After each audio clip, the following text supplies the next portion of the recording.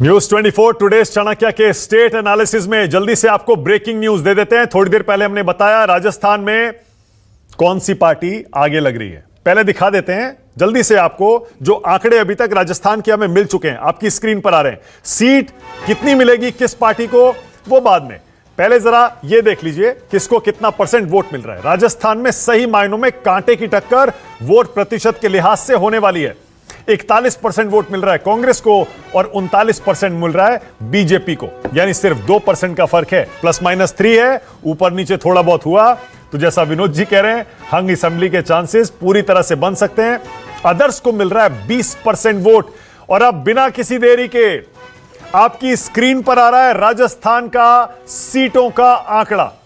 कौन सी पार्टी राजस्थान में इस बार कितनी सीटें जीतेगी आपकी स्क्रीन पर आने वाला है। यह तो वोट फीसदी हो गया, 41% वोट के साथ कांग्रेस पार्टी आगे है, 39% वोट के साथ बीजेपी टक्कर जरूर दे रही है राजस्थान में कांग्रेस को, लेकिन वोट प्रतिशत के हिसाब से कांग्रेस पार्टी जीतती हुई लग रही है। लेकिन सीटों में उसे कन्वर्ट करेंगे तो देखिए जरा, 101 सीटें कांग्रेस पार्टी जीतेगी राजस्थान में, 101, लेकिन बहुमत बहुत ही मामूली, क्योंकि आपको पता है राजस्थान में 199 सीटों पर वोट पड़े हैं 200 में से, उसमें से 101 यानी कि सिर्फ बहुमत के आंकड़े से 2 सीटें ज्यादा। ऐसे में आप जरा खुद सोचिए यह सरकार कैसे चलेगी। बीजेपी 89 सीटों के साथ बहुत ही क्लोज फाइट में है राजस्थान में कांग्रेस के साथ, 89 प्लस माइनस 12 और 101 जो कांग्रेस की हम बता रहे हैं उसमें भी प्लस माइनस 12 कर लीजिए। ऐसे में जो ये अदर्स का आंकड़ा है 9 सीटों का, ये कितना अहम हो जाता है ये आप खुद समझ सकते हैं। क्योंकि पिछली बार याद करिए राजस्थान में अशोक गहलोत ने भी बीएसपी के 6 एमएलए तोड़ लिए थे अपनी सरकार को मजबूत करने के लिए, स्टेबिलिटी देने के लिए। मध्य प्रदेश में क्या हुआ आपको पता ही है, जहां पर मामूली बहुमत कमलनाथ को मिला था। ऐसे में अगर राजस्थान में न्यूज 24 टुडे चाणक्य का एनालिसिस जो नतीजा दिखा रहा है अगर यही रहता है तो फिर आप समझ सकते हैं कि स्टेबिलिटी कितना बड़ा इशू रहेगा इस सरकार के लिए। ओके विनोद जी, पहले आपका रिएक्शन, आपको ठीक लग रहा है? देखिए मैं तो वहाँ गया था, काफ़ी दिन रहा वहाँ पर, और जो मेरा आकलन था कि भाई देखिए फलोदी के जो पंटर्स हैं उनका शुरू से आकलन था 118 से 20 बीजेपी और कांग्रेस 60 से 70, लेकिन ज़मीन पर अशोक गहलोत के खिलाफ कोई भी रोष या गुस्सा नहीं था। अगर कोई रोष या गुस्सा था तो उसके एमएलएस के खिलाफ था, जो कि चिंता वाली बात होती कांग्रेस के लिए और थी भी। तो अगर ये आंकड़े आते हैं 101 के तो सच में अशोक गहलोत जादूगर है, वो प्रूव कर देगा कि वो जादूगर है कि 101 वो ऐसी स्टेट में लेके आया जहां पर the core support of BJP is way bigger than that of the Congress, और परंपरा 30 साल की। हाँ, और ये जो परंपरा तोड़ेगा नहीं। देखिए he is not repeating history, he is making history. अगर ये हो जाता है तो मतलब कैविएट्स लगा के बात करनी चाहिए, क्योंकि मेरी नज़र में कांग्रेस ये राजस्थान टच एंड गो था, बड़ा क्लोज इलेक्शन था और इसमें हर कॉन्स्टिट्यूंसी में पेच फंसे हुए थे। और यहाँ पर आरएलपी लड़ रहा था जिसके पीछे बेनीवाल के पीछे सारे युवा जाट लड़के लगे हुए थे। फिर वो आज़ाद समाज पार्टी चंद्रशेखर आज़ाद की भी थी, वो बीएसपी को रिप्लेस करने के लिए निकला था। मैं तो विनोद जी ये भी कह रहा हूं कि कांग्रेस के अंदर ही सचिन पायलट ने कैसे नाक में दम किया था अशोक गहलोत ने। नहीं वो बात सच है, लेकिन सचिन पायलट ने दिवाली के बाद भरकस कैंपेन किया है। ये बात कहनी चाहिए, इसको अंडरस्कोर करना चाहिए कि उसने भरकस कैंपेन किया, इतना कैंपेन किया कि अपनी कॉन्स्टिट्यूएंसी टोंक में आखिरी दिन वो रात को 7:30 बजे पहुंचा और जगह कैंपेन किया उसने। तो अंततोगत्वा मैं समझता हूं कि दोनों ने मिलकर किया, लेकिन प्रमुख भूमिका, प्रमुख चेहरा अशोक गहलोत ही रहे और उनका जो कैंपेन था उनके व्यक्तित्व के आसपास मंडराता हुआ कैंपेन था। अब विनोद जी, मेरे जहन में जो सवाल आ रहा है बहुत ही नेचुरल और ऑब्वियस सवाल है, वो ये कि अगर ये बहुमत इस तरह का मिलता है अशोक गहलोत के नेतृत्व में कांग्रेस को राजस्थान में, तो मुख्यमंत्री कौन बनेगा? क्योंकि वो खुद कह चुके हैं ये पद मुझे नहीं छोड़ता। क्यों विष्णु जी, सही कह रहा हूं ना मैं? नहीं, अगर जिस तरह के आंकड़ों की बात हो रही है, जो दिखाए जा रहे हैं, तो उसमें तो मुझे लगता है कि शायद कांग्रेस जो आला कमान या जो लीडरशिप है, उनके सामने किसी प्रकार की दुविधा की स्थिति नहीं होनी चाहिए कि वो अशोक गहलोत के अलावा किसी और विकल्प पर विचार करें। ओके, और क्या वो 5 साल के लिए फैसला होगा, या आपको लगता है कि अशोक गहलोत सिर्फ एक मुझे नहीं टेम्परेरी लगता है। अरेंजमेंट होंगे? छत्तीसगढ़ का इतिहास जो है वो आपके सामने है कि शुरुआती दौर पे वहां पर 2.5 साल की बात की गई। अभी तो सिंहदेव ने एक इंटरव्यू में कहा था कि वो खुद 2.5 साल वाले फार्मूले के फेवर में नहीं है। तो मुझे नहीं लगता है कि वो छत्तीसगढ़ वाला फार्मूला राजस्थान में दोहराने की कोई कोशिश करे। ओके, अपने दर्शकों को एक बार फिर से news 24 today's Chanakya state analysis में राजस्थान का नतीजा दिखा देते हैं। आपकी स्क्रीन पर है 101 सीटें कांग्रेस की, 89 सीटें हैं बीजेपी की। 199 सीटों पर चुनाव हुआ है, एक सीट पर चुनाव अभी नहीं हुआ है, बाद में होगा। और 9 सीटें ये देख लीजिए जो अदर्स को जा रही हैं, कितना इंपॉर्टेंट रोल प्ले करेंगी ये भी देखना पड़ेगा। संजीव त्रिवेदी आ गए मेरे सहयोगी, और मेरे साथ बीजेपी से आरपी सिंह, कांग्रेस की तरफ से संजीव सिंह, मेरे साथ दानिश कुरैशी जुड़ेंगे एआईएमआईएम से, और राजीव राय हैं समाजवादी पार्टी से। आप सभी का स्वागत। संजीव, पहले आपका रिएक्शन और आपका एनालिसिस, ये जो राजस्थान में क्लोज विक्ट्री अशोक गहलोत के नेतृत्व में कांग्रेस को मिल रही है, इसकी सबसे बड़ी वजह आप क्या मानते हैं? देखिए, सबसे बड़ी वजह तो इसकी यही बता सकते हैं कि एक पर्सनालिटी बेस्ड कैंपेन इस बार अशोक गहलोत ने अपने आसपास, जिसको कहा जाता है, रखा। और ये सच जो है वो केवल राजस्थान के साथ ही नहीं है, ये भूपेश बघेल के भी संदर्भ में आप कह सकते हैं, शिवराज सिंह चौहान के संदर्भ में भी कह सकते हैं, कमलनाथ के संदर्भ में भी कह सकते हैं। जी हाँ, बिल्कुल कमलनाथ, क्योंकि इसमें ऐसा लग रहा था जैसे सेंट्रल लीडरशिप का जो रोल है वो कम है।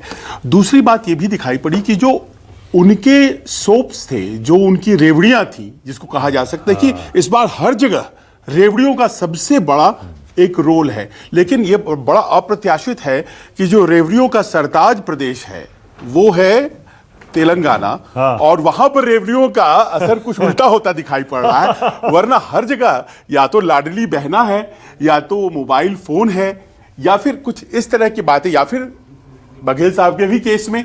तो ऐसे में ऐसा लग रहा है कि एक अपने आसपास कैंपेन को सेंटर रखना, देखिए इसमें केंद्रीय नेतृत्व पर कम और अपने ऊपर ज्यादा। और दूसरा, आप मुख्यमंत्री को लेकर के जो प्रश्न कर रहे थे, मानक बहुत इंटरेस्टिंग है और विनोद जी इस पर ज्यादा प्रकाश डालेंगे। 101, 99, 98, 92 ये जो हैं, ये आंकड़े सबसे ज्यादा सूट करती हैं अशोक गहलोत को, क्योंकि आप कल्पना नहीं करेंगे उसके कितने लोग उनके जो हैं वो इंडिपेंडेंट बन करके जीत करके आ रहे हैं। और असली भूमिका वो निभाते हैं, क्योंकि it's only him who can cobble up the majority, ऐसा कहा जाता है। और ये सच्चाई वसुंधरा जी के भी मामले में कही जाती है, और ये सच्चाई कही जाती है अशोक गहलोत मामले में ज्यादा। और जो जादूगर वाली बात कही जाती है उनके लिए, वो यही है जादू, कि वो आंकड़े कभी भी 110 क्यों नहीं आते, 115 नहीं आते हैं, वो लेकिन उसके बावजूद, जैसे मैंने कहा ना, सचिन पायलट ने, अब हालांकि वो इतिहास हो गया, लेकिन सचिन पायलट ने पूरा जोर लगा दिया, मानेसर में आकर बस गए थे, याद करिए कितने हफ्ते रहे यहां पर, लेकिन जादूगर के आगे उनकी एक नहीं चली। एक बार फिर से न्यूज 24 की स्क्रीन पर राजस्थान के आंकड़े। न्यूज 24 टुडेज चाणक्य का स्टेट एनालिसिस कह रहा है राजस्थान में कांग्रेस पार्टी आगे है, बीजेपी पीछे रह जाएगी। अशोक गहलोत के नेतृत्व में एक बार फिर से कांग्रेस की सरकार बनेगी, लेकिन बहुमत होगा बहुत ही मामूली। 101 सीटें मिल रही हैं कांग्रेस पार्टी को ±12, बीजेपी को 89 ±12, और अदर्स को मिल रही है 9 सीटें, जैसे संजीव कह रहे थे। अब देखते हैं कि इन 9 में से कितने अशोक गहलोत के समर्थक हैं और कितने बीजेपी की तरफ जाते हैं या फिर अदर्स में ही रहते हैं। एक सीट पर चुनाव होना अभी बाकी है, और मैं ये बार बार इसलिए कह रहा हूं क्योंकि जब 199 सीटों में 101 और 89 का बंटवारा होगा, तो वो एक सीट पर जो चुनाव होने वाला है वो भी बहुत ही अहम हो जाएगा। राजस्थान का जल्दी से वोट प्रतिशत भी एक बार फिर से आपको दिखा देते हैं। 101 सीटों पर कांग्रेस है, 89 पर बीजेपी। सीटों का आंकड़ा याद रखिए। और अब देखिए वोट परसेंटेज। कांग्रेस पार्टी को मिल रहा है 41% वोट, और बीजेपी को मिल रहा है 39, और दोनों में +-3 कर लीजिए, यानी वोट परसेंट और सीट अगर आप इनको मिलाएंगे तो आपको समझ में आ जाएगा इनमें बहुत ज्यादा फर्क नहीं है। मामूली अंतर से वोट प्रतिशत में कांग्रेस आगे, उसी तरह मामूली अंतर से सीटों में कांग्रेस पार्टी आगे। पर ये अदर्स जो 20% वोट ले जा रहा है, इसका विश्लेषण करना बहुत जरूरी होगा, क्योंकि हो सकता है इन्हीं 20% ने कांग्रेस पार्टी को डेंट भी बहुत ज्यादा किया हो। पहला रिएक्शन संजीव आपका। संजीव सिंह, सीएम कौन बनेगा राजस्थान में? संजीव। अभी हमारे नाम राशि मानक भाई संजीव भाई ने सारी बातें कह डाली। वास्तव में सुशासन जिस तरह से अशोक गहलोत सरकार ने चलाई, उसका ये सीधे सीधे उनके शासन, उनकी सत्ता की जादूगरी है कि हम एक इतिहास बनाने जा रहे हैं। बहुत लंबे अरसे के बाद आपने देखा कि राजस्थान में लगातार जो 5 साल बीजेपी, 5 साल कांग्रेस चलती थी, कहीं न कहीं इसमें गहलोत सरकार की सारी योजनाओं का जो कि जनहित में थी, उसको लेकर के जनता ने अपनी मोहर लगाई। संजीव, मेरे जहन में बड़ा मासूम सा सवाल आ रहा है। आज आप क्रेडिट दे रहे हैं अशोक गहलोत को, इन्हीं अशोक गहलोत को आप जयपुर से उठाकर दिल्ली में कांग्रेस का अध्यक्ष बनाना चाहते थे। तब आपके पर्यवेक्षक क्या कह रहे थे? बताइए, हमारी बात नहीं मानी, इनडिसिप्लिन है, तमाम तरह की चीज याद करिए। और आज आप वही, आपको कितने प्यारे लग रहे हैं अशोक गहलोत। देखिए मानक भाई, एक चीज जरूर कहूंगा कि मैं कांग्रेस के अलावा अन्य किसी पार्टी की बात नहीं करना चाहता। तो राजनीति है, राजनीति में समय सबसे बड़ा महत्व रखता है। किसी समय किसी भी दल में अगर आप देखें तो आडवाणी जी बहुत श्रेष्ठ नेता हुआ करते थे। क्या हुआ था जब गोवा की अधिवेशन हो रही थी, इस तरह से तनातनी हो गई कि आधा बीजेपी बट रही थी। तो ये मुझे लगता है कि ये आज कहना कि अशोक गहलोत साहब उस समय आपकी नजर में क्या थे, आज नहीं थे। नहीं, आप मेरा सवाल समझे नहीं। एक सेकंड, मैं दोबारा पूछता हूं। मैं ये नहीं कह रहा हूं कि आपकी पार्टी में झगड़े हो रहे थे, मैं झगड़े का जिक्र कर ही नहीं रहा हूं। मैं कह रहा हूं जिन अशोक गहलोत में आपके पार्टी नेतृत्व ने भरोसा खो दिया था, वही अशोक गहलोत आपको चुनाव जिताकर ला रहे हैं। क्या पार्टी लीडरशिप, केंद्रीय आलाकमान गलत साबित हो गई? मैं वही बात कह रहा हूं, आलाकमान गलत नहीं था। इसीलिए कह रहा हूं कि आलाकमान अगर गलत होता तो आज ये निर्णय आपके सामने ना होता। आलाकमान सही था, कुछ जो दूरियां थी, कुछ गलतफहमियां थी, उसको आलाकमान ने लेकर के डिस्कस किया, जिसका सामने आपके सामने नतीजा है कि 199 सीटों पे कांग्रेस आज बहुमत के साथ सरकार बनाने जाएगी राजस्थान में। और कहीं न कहीं अशोक गहलोत सरकार की वो तमाम योजनाएं हैं जिसको लेकर कि भारतीय जनता पार्टी, आपको ख्याल होगा कि एक भी चेहरा यहां नहीं भारतीय जनता पार्टी। संजीव, मैं मान सकता हूं, मैं मान लेता हूं कि गांधी परिवार ने, केंद्रीय नेतृत्व ने, मल्लिकार्जुन खड़गे ने, राहुल गांधी ने, सबने मिलकर सचिन पायलट और गहलोत का झगड़ा खत्म करा दिया चुनाव से पहले, मान लिया मैंने।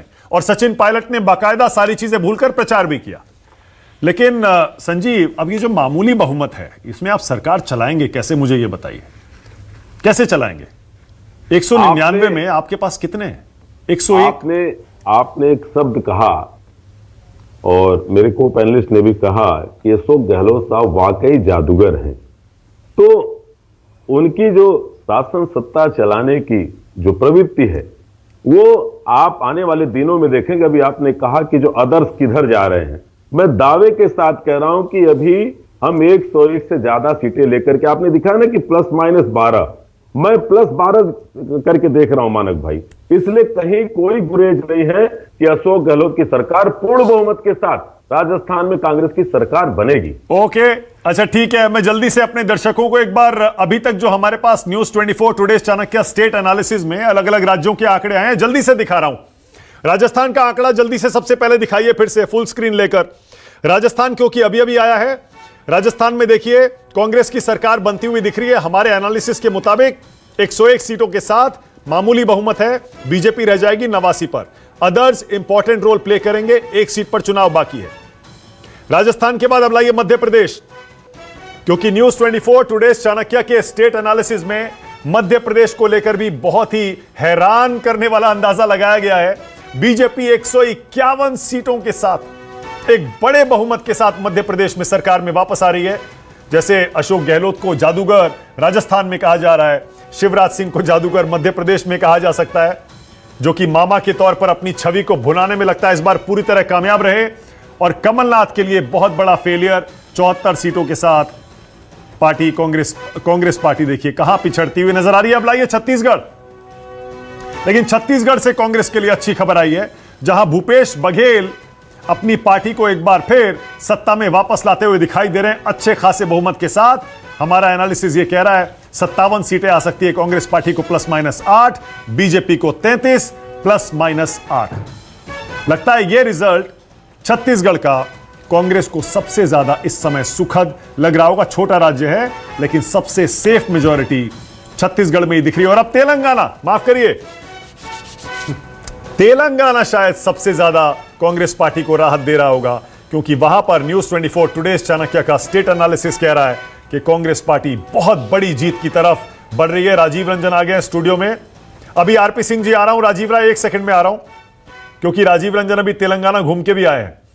राजीव, क्या आपने वाकई ऐसी सुनामी आंधी देखी थी कांग्रेस पार्टी की जमीन पर तेलंगाना में, जो कि हमारे एनालिसिस में नीचे दिखाई दे रही है? 71 सीटें कांग्रेस पार्टी जीत रही है। पिछला रिजल्ट याद करिए जब केसीआर ने ऐसा ही नतीजा, शायद 88 जीती थी। देखिए, दोपहर तक तो मैं हैदराबाद में था तेलंगाना में, और जब मैं दिल्ली एयरपोर्ट पर उतरा तो सबसे पहले मध्य प्रदेश का एग्जिट पोल मैंने देखा, तो मेरी फीलिंग बिल्कुल उसी तरह हुई थी जैसे ग्लेन मैक्सवेल ने अभी जो सेंचुरी मारी थी कि टीवी लोगों ने बंद कर दिया, बाद में नतीजा देखा ऐसा, तो मुझे लगा कि ऐसा 151 सीटें एमपी को, तो निश्चित तौर पर ये आश्चर्यजनक लेकिन सत्य भी हो सकता है, सच भी हो सकता है, एग्जिट पोल है। इसी तरह मैं आपको बताऊं एक चीज जो सारे राज्यों में घूमने के बाद मुझे पता चली कि अब भारत की चुनावी राजनीति बिल्कुल दो ध्रुवी होती चली जा रही है। इसमें तीसरे का किसी का रोल नहीं है। तेलंगाना में अगर आप देखें तो मैंने आज जितने लोगों से बात की, उन्होंने कहा कि बीआरएस, बीजेपी और एमआईएम पर्दे के पीछे मिले हुए हैं, और इतनी ज्यादा ये फीलिंग थी कि ये सब एक तरफ है और एक तरफ कांग्रेस है। अभी आप जब बात कर रहे हैं मध्य प्रदेश की, अभी जब आप बात कर रहे हैं राजस्थान की, तब आप बात कर रहे हैं कि अशोक गहलोत और शिवराज सिंह चौहान की योजनाओं ने उन्हें वापस ले आने। मुझे लग रहा है कि मध्य प्रदेश में जैसा मेरे देखने पर जमीन पर था, वो इसके उलट है मेरा जो जमीन का आकलन है। लेकिन मुझे जो चाणक्य कई बार इस तरह के मैक्सवेल की तरह इनिंग खेलता है, तो मुझे ऐसा लगता है कि महिलाओं ने शायद 100% शिवराज सिंह चौहान को वोट दे दिया होगा, तो ही ऐसे परिणाम आ सकते हैं। लेकिन आपको जान के आश्चर्य होगा कि जितने राज्यों में चुनाव हुए हैं उसमें सबसे ज्यादा लोक लुभावन या रेवड़िया बांटने का काम तो टीआरएस की सरकार ने किया। वहां वो कोई गरीबी रेखा नहीं, आपके 4 एकड़ खेत है तो भी, और 100 एकड़ खेत है तो भी रायतु बंधु जो उनकी योजना है वो एकड़ के हिसाब से पैसे ट्रांसफर करते हैं। और इतना पैसे का जोर और इतनी योजनाओं का जोर, बावजूद इसके हुआ क्या वहां जिससे पूछो वो एक फीलिंग। और इंटरेस्टिंग बात है, देखिए कि मुस्लिम्स वहां 13% है, 43% हैदराबाद में रहते हैं, 57% डिस्ट्रिक्ट्स में, वहां हैदराबाद बोलते हैं और डिस्ट्रिक्ट्स बोलते हैं। तो जो 57% मुसलमान जो हैदराबाद के बाहर थे, उन्होंने कहा कि ये पूरे का पूरा अगर एमआईएम ने इधर लड़ने की कोशिश की होती तो हम उसे पक्का बी टीम मानते। तो एमआईएम पुराने हैदराबाद तक अपने को महदूद रखे, बाकी जगह उनको आना नहीं है करके।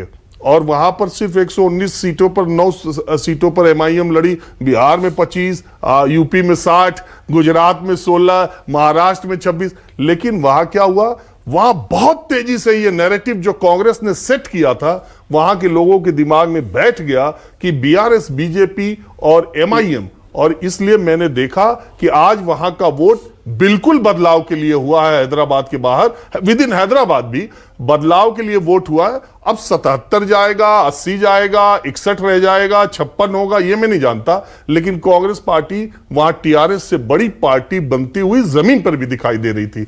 जहां तक राजस्थान की बात है, निश्चित तौर पर ये जो आप ±12 दिखा रहे हैं ना, 89, तो कौन 100 जाए, कौन 85 जाए, कौन 95 जाए, अभी भी यह कहना बड़ा मुश्किल है। लेकिन एक बात मैं दावे के साथ कह रहा हूं कि मुख्यमंत्री दिल्ली के लोग चाहें या न चाहें, या तो वसुंधरा बनेंगी या अशोक गहलोत बनेंगे। वसुंधरा राजे भी बन सकती हैं अगर बीजेपी बनी कम ज्यादा, तो भी वसुंधरा बनेंगी। 100 के आसपास हुआ तो भी वसुंधरा बनेंगी। अगर कांग्रेस का हुआ तो अशोक गहलोत बनेंगे।